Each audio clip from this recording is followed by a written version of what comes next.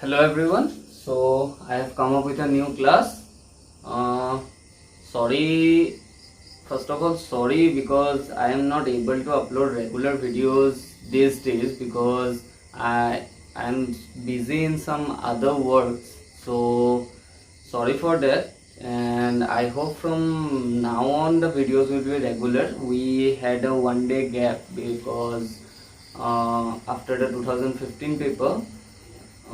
There was a gap, one day gap, and after that this class is coming, so sorry for that. I will try to make my videos regular as we have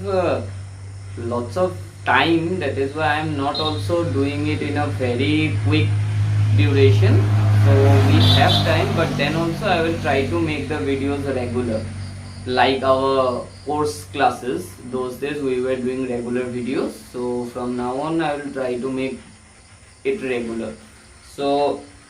in our last class we were discussing the 2015 question paper. So today we will be discussing the 2014 question paper. So this question paper came to me today itself, so we will not go to the 16 one. First we will complete the 14 question paper. Okay, so you can download the question paper from the description. I have given the link. So the first question is 1 mark questions. So give an example of pidgin language. So whichever things we have already discussed in our class, I will not go in depth to that now. You can see the previous classes. I had a class on pidgin and Creole. So the example of a pidgin language is Nagamese.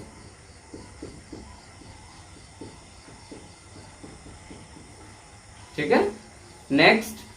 what is Lang? So Lang is the abstract language system.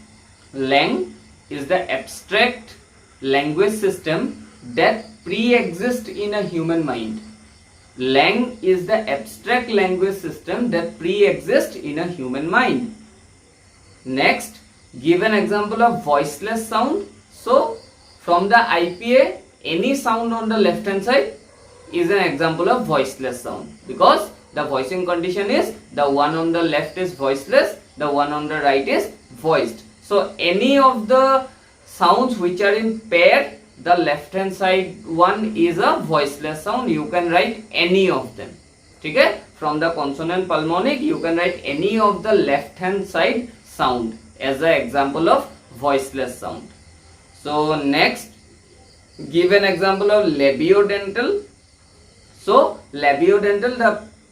place of articulation, not the manner of articulation, the place of articulation, it should be labiodental. That means the manner of articulation could be anything. So we just need the place of articulation. So the example of labiodental will be fa, bha. Check out the IPA. Okay. So next, coming to the next question, what is an affricate? So when we were doing our classes on consonant in our phonetics and phonology classes, we discussed about the manner of articulation, where I have given all the things like what is a plosive, what is a nasal. So affricate is kind of plosive plus nasal, plosive plus fricative. That means the starting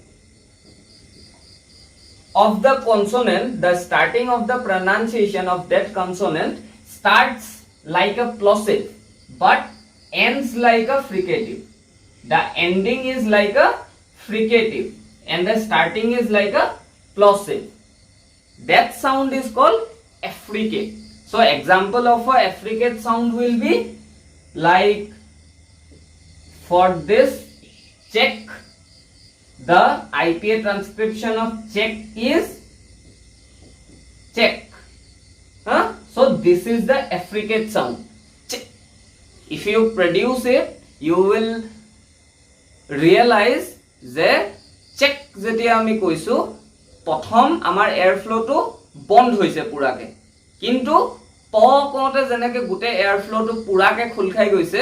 তেনেকে খুল খাই না যায় আমি যেতিয়া check বুলি কওঁ তেতিয়া কি হয় চেক নহয় কিন্তু actual যোনটো RP pronunciation যোনটো RP pronunciation যোনটো ব্ৰিটিছ ইংলিছৰ pronunciation it is check check যেতিয়া কওঁ আমি তেতিয়া কি হয় চেক কোতে বন্ধ হৈ যায় আৰু তাৰ পিছত অকমানকে খুল খায় সো প্লচিভ এটা কেনেকে হয় পুৰা বন্ধ হৈ যায় তাৰ পিছত এয়াৰ ফ্লোটো খুল খাই যায় আৰু ফ্ৰিকেটিভ এটা কেনেকে হয় পুৰাকে বন্ধ নহয় মিহিকে এয়াৰ ফ্লোটো যাবলৈ জায়গা এডখৰ থাকে সো এফ্ৰিকেটত কি হয় স্টাৰ্টিং টু পুৰা বন্ধ হৈ যায় তাৰ পিছত মিহিকে এয়াৰ ফ্লোটো যাব পৰাকে জায়গা এডখৰ খুলি দিয়ে ঠিক আছে so example for this one is check আৰু এটা এক্সাম্পল আমি লব পাৰো জাম্প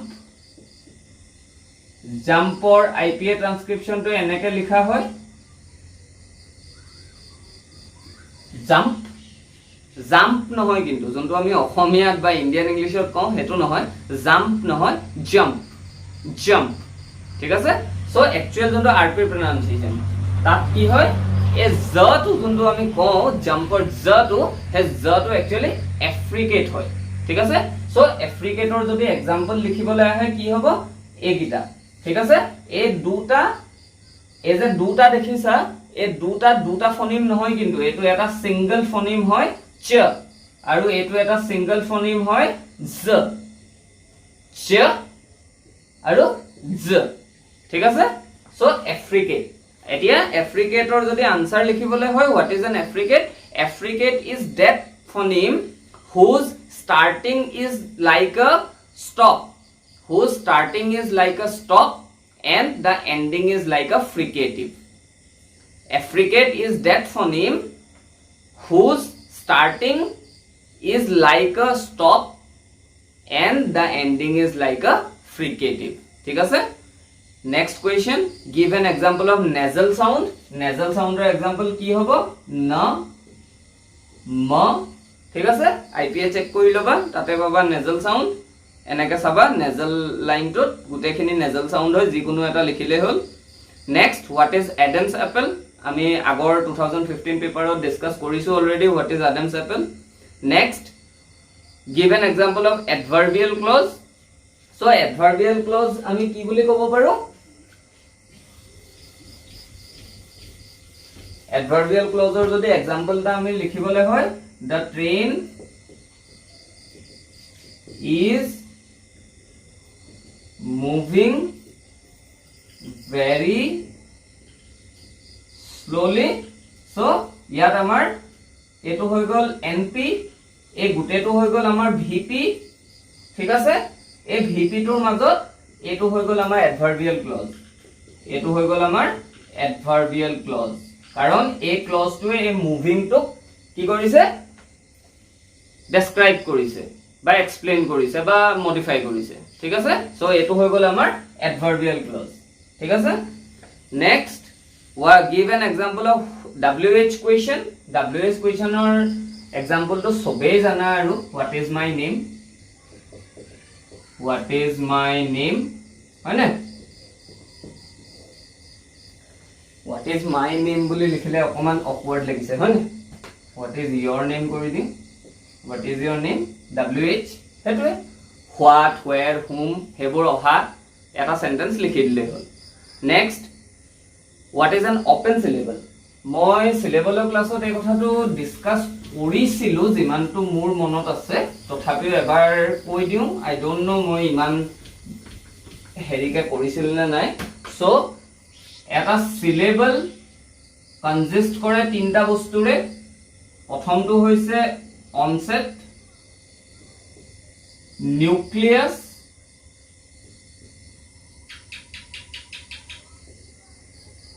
onset nucleus আৰু coda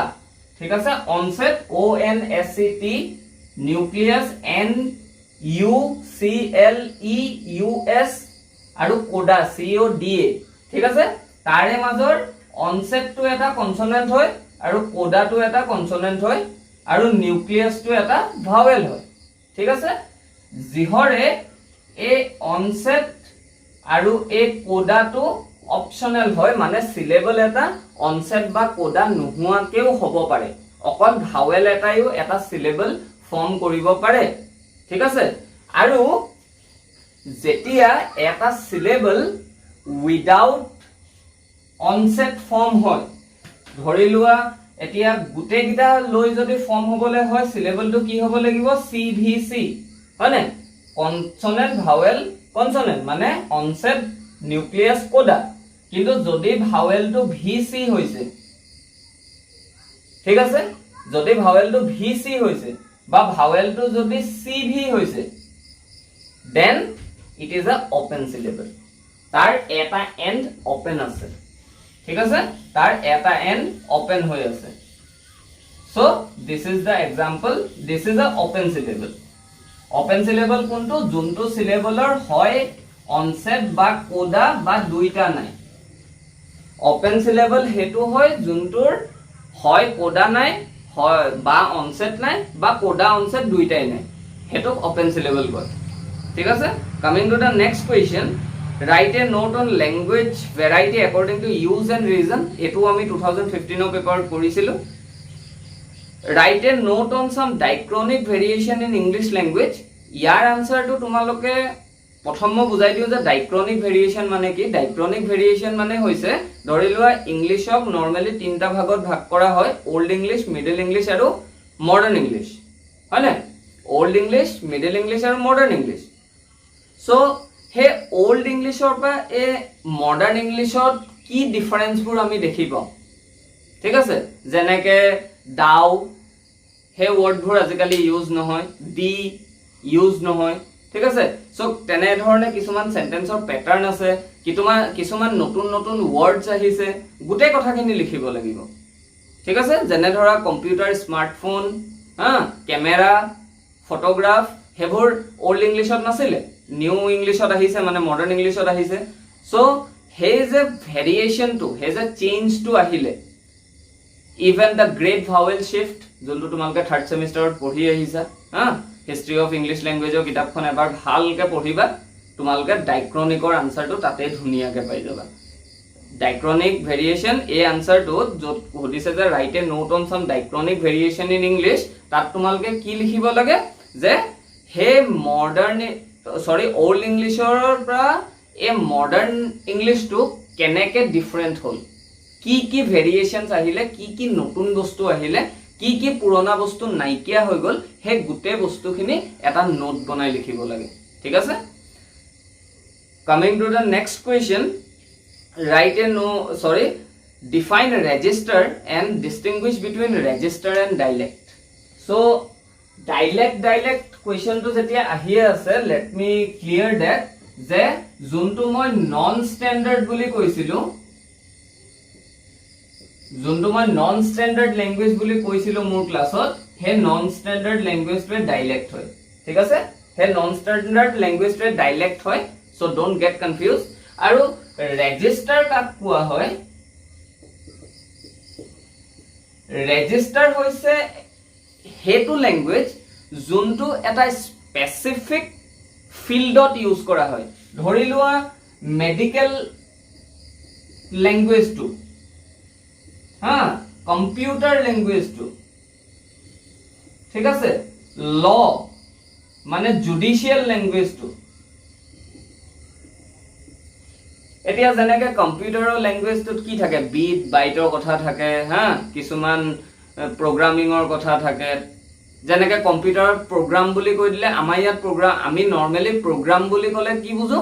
কিবা এটা ফাংশন এখন হয়নে কিন্তু কম্পিউটাৰত প্ৰগ্ৰাম বুলি ক'লে কি বুজোৱা হয় এটা কোডেৰে ভৰা এটা ফৰ্মুলা যোনটোৱে এপ এটা ৰান কৰে যোনটোৱে মোবাইল এপ্লিকেশন বা কম্পিউটাৰ এপ্লিকেশন এটা ৰান কৰে হেতু হৈছে প্ৰগ্ৰাম সো ডিফাৰেন্ট হয়নে হে তেনেকে মেডিকেলৰ টাৰ্মছ বুৰটো বেলেগ বেলেগ টাৰ্মছ থাকে সো হে মেডিকেলৰ যোনখিনি টেকনিক্যাল টাৰ্মছ কম্পিউটাৰৰ যোনখিনি টেকনিক্যাল টাৰ্ম বা জুডিশিয়াৰীৰ যোনখিনি টেকনিক্যাল টাৰ্ম তেওঁলোকৰ এটা এক্সট্ৰা ইংলিশে হয় নো ডাউট ইংলিশে হয়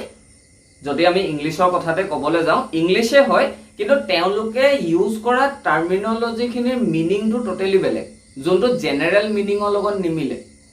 ঠিক আছে যোনটো জেনাৰেল মিনিঙৰ লগত নিমিলে ডিকশনাৰী জেনাৰেল মিনিং এটা যদি তুমি কোৱা হে স্পেসিফিক ফিল্ডবোৰৰ টেকনিক্যাল টাৰ্মিনলজিবোৰৰ মিনিংটো বেলেগ থাকে হে যে ফিল্ড ওয়াইজ ফিল্ড স্পেসিফিক কিছুমান ল্যাঙ্গুৱেজৰ ভেৰাইটি থাকে field specific language varieties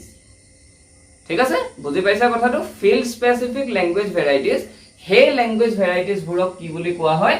register বুলি কোৱা হয় ঠিক আছে আৰু ডিফাৰেন্স টু ৰেজিষ্টাৰ আৰু ডাইলেক্টৰ ডিফাৰেন্স টু কি হ'ল যে dialect is not field specific and register is field specific আৰু dialectত অকল morphophonemic differences আহে কিন্তু registerত semantic differenceও আহে মানে meaningৰ differenceও আহে যোনটো dialectত নাহে সো এই কথাখিনি ভালকে সজাই পৰাই লিখিব লাগিব এই আনসাৰটো কাৰণে next question discuss the factors responsible for emergence of standard language eta standard language mane dhori lua kunba eta language or kebatao variety ase tare major eta variety je standard buli koy he standard hobole karne ki factors responsible thik ase ki factors responsible hetu hudise so the first factor is political राजनीतिक कारणৰ কাৰণে এটা ভাষাক হে মৰ্যাদাটো দিয়া হয় ধৰি লোৱা এখন ষ্টেটত এটা অসমৰে জেনেবা আমি ধৰি লৈছো they it is not a statement it is just a assumption so আমাৰ অসমতে শিৱসাগৰীয়া ভেৰাইটিটো ষ্টেণ্ডাৰ্ড বুলি ধৰা হৈছিল বহুত বছৰৰ আগতে মেবি হে সময়ত এনেকুৱা হৈছিল যে আমাৰ যোনখন state government asile he state governmentot শিৱসাগৰীয়া ভেৰাইটি কোৱা মানুহ বেছি আছিল আৰু হে মেজৰিটি টুৰ ফালে চাই শিৱসাগৰীয়া ভেৰাইটিটোৱে বেছি ভোটস পালে আৰু হেতু কাৰণে শিৱসাগৰীয়া ভেৰাইটিটো কি হৈ গল তোমাৰ ষ্টেণ্ডাৰ্ড হৈ গল হেতু এটা কাৰণ নেক্সট সোসাইটেল জোৰ হে গুটে কিটা ভেৰাইটি মাজৰ যোনখন সোসাইটিয়ে বেছি প্ৰলিফিক বেছি ধৰা গুণীমানী ব্যক্তি আছে তেনেকুৱা সোসাইটি গুণীমানী ব্যক্তি থকা সোসাইটিখনৰ প্ৰভাৱত বাকি ভেৰাইটি কিটাই কথা ক'ব নোৱাৰা হয় আৰু হে কাৰণে হে গুণীমানী ব্যক্তি সকলে থকা সোসাইটিখনত যোনটো ভেৰাইটি ইউজ কৰা হয় হে ভেৰাইটিটোকে ষ্টেণ্ডাৰ্ড ফৰ্মটো দি দিয়া হয় নেক্সট আহিলে হিষ্ট্ৰী যোনটো এটা বহুত ইম্পৰ্টেন্ট ফ্যাক্টৰ হয় ল্যাঙ্গুৱেজ ষ্টেণ্ডাৰ্ডাইজেচনৰ হেতু হৈছে যে যেনে ধৰণে শিৱসাগৰীয়া ভাষাটো কিয় মৰ্যাদাটো পালে কাৰণ আহোম শিৱসাগৰত আহোমৰ ক্যাপিটেল আছিল আৰু আহোম ৰজাৰ দিনত বা অসম বুলি ক'লে বিশেষকৈ শিৱসাগৰখন the greater শিৱসাগৰ ডিস্ট্ৰিক্ট য'ত যোৰহাট গোলাঘাট গুটেখিনি হুমাই আছিল ডিব্ৰুগড় তিনচুকীয়া হুমাই আছিল so the greater Sivasagar district হে খনকে অসম বুলি একচুয়ালি মনা হৈছিল আৰু তাৰ ভাষাটোকে অসমীয়া ভাষা বুলি কোৱা হৈছিল বাকি ভাষাখিনিক ইমান এটা গুৰুত্ব নাপাইছিল কাৰণ আহোমস were the dominating empire বেলেগ বেলেগ অসমত হে সময়তো বেলেগ বেলেগ ফালে বেলেগ বেলেগ এম্পায়াৰ্স আছিল কিন্তু সৰু সৰু আছিল ডাঙৰ আৰু ডমিনেটিং এম্পায়াৰ আহোমছে আছিল আৰু হে কাৰণে আহোম সকল যত আছিল তাৰ ভাষাটোকে ষ্টেণ্ডাৰ্ড হিচাপে লোৱা হল হেতু হৈছে হিষ্টৰিকেল ফ্যাক্টৰ নেক্সট আহে আমাৰ ইম্পৰ্টেন্ট প্লেसेस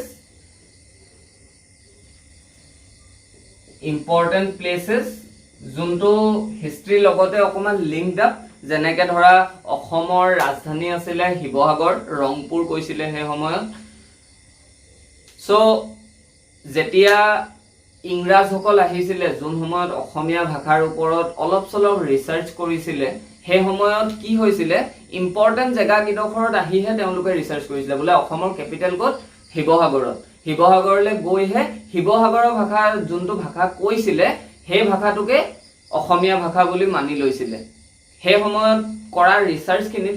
কিজানি তেওঁলোকে গমো পোৱা নাছিলে যে নলবৰীয়া অসমীয়া ভেৰাইটি এটাও আছে, কামৰূপীয়া অসমীয়া ভেৰাইটি এটাও আছে। হে সময়ত শিৱসাগৰলৈ আহিছিলে কাৰণ শিৱসাগৰত হে ইম্পৰ্টেন্ট প্লেচেছবোৰ আছিলে, কেপিটেল আছিলে, then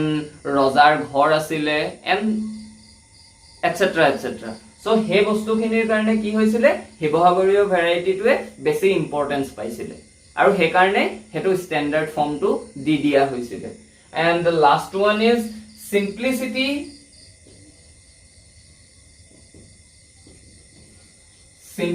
and purity. Simplicity and purity is also an important factor. Like at the time of ভাষা আন্দোলনৰ সময়ত কি হৈছিল যে নলবৰীয়া, কামৰূপীয়া, গোৱালপৰীয়া সেই ভাষাকেইটাত বেংগলীৰ ঠাঁচ এটা পোৱা গৈছিল আৰু যোনটো শিৱসাগৰীয় ভেৰাইটিটোত নাছিলে। আৰু নথকাৰ কাৰণে কি হৈছিলে, শিৱসাগৰীয় সেই সময়ত ভাষা আন্দোলন কিয় হৈছিলে যে বেংগলী ভাষাৰ অসমীয়াটো বেংগলী ভাষাৰ উপভাষা নহয় সেইটো এষ্টাব্লিছ কৰিবলৈ। আৰু যদি সেই সময়ত কামৰূপীয়া বা গোৱালপৰীয়া বা নলবৰীয়া ভাষাটো লোৱা হ'লহেঁতেন তেতিয়া কি হ'লহেঁতেন যে সেই বেংগলীৰ ঠাঁচটো থকাৰ কাৰণে সেই পইণ্টটো কাটিব পৰা গ'লহেঁতেন যে বেংগলীৰ ঠাঁচটো আছে যেতিয়া সেইটো বেংগলীৰে উপভাষা হয়। কিন্তু অসমীয়া ভাষাটো লাইক শিৱসাগৰীয়া অসমীয়াটো সিম্পল আছিলে আৰু পিয়ৰ আছিলে, মানে তাত কোনো বেলেগ ভাষাৰ ঠাঁচ পোৱা যোৱা নাথাকিছিলে। হা, শিৱসাগৰীয়া ভাষাটোত বেলেগ ভাষাৰ ঠাঁচ নাছিলে, সেইটো নিজৰ মাজতে এটা ইণ্ডিপেণ্ডেণ্ট ভেৰাইটি আছিলে। সো সেইকাৰণে সেই লেংগুৱেজটোৱে সেই ষ্টেণ্ডাৰ্ড ফৰ্মটো পাইছিলে বা সেই মৰ্যাদাটো পাইছিলে। ঠিক আছে, so this is all you have to write for this answer. ঠিক আছে, so আমি question number 1 or 2 কৰিলো। in our next class we shall be proceeding with the rest of the part in this question paper, so stay tuned with the channel. Thank you.